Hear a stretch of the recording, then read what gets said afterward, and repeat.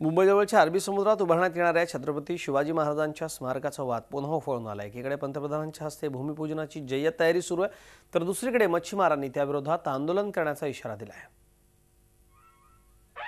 छत्रपतींचा आशीर्वाद चला देऊ मोदींना साथ अशी घोषणा करत राज्यात भाजप सरकार सत्तेवर आलं। सत्तेवर आल्यानंतर 2 वर्षांनी अरबी समुद्रात उभारण्यात येणाऱ्या शिवस्मारकाच्या भूमिपूजनाचा मुहूर्त सरकारला सापडला। 24 डिसेंबरला आयोजित या भूमिपूजन सोहळ्याला दस्तूरखुद्द पंतप्रधान नरेंद्र मोदी येणार आहेत।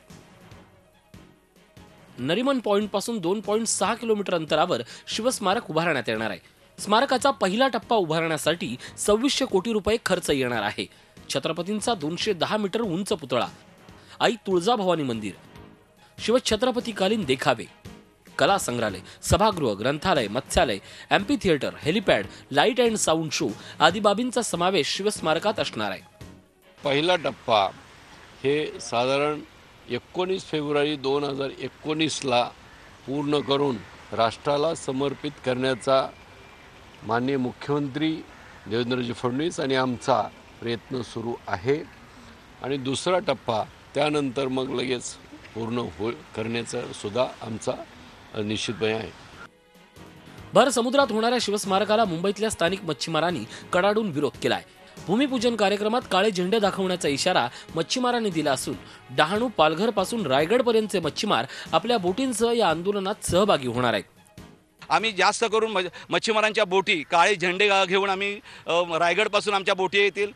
सासुंडामध्ये 1500 बोटी आहेत, आमच्याशी 450 बोटी आहेत। इथे वरळीपासून ते माहीमपासून तिथल्याही बोटी ह्यात भाग घेणार आहेत। उत्तन वसई डहाणूपासून सगळे मच्छीमार त्या दिवशी आम्हाला साथ देण्यासाठी येणार आहेत। तिथे काही कोळी बांधव जे आहेत ते सुद्धा त्यांचा आवाज थोडासा त्यांचं जे काही म्हणणं आहे ते ऐकून घ्यायला पाहिजे।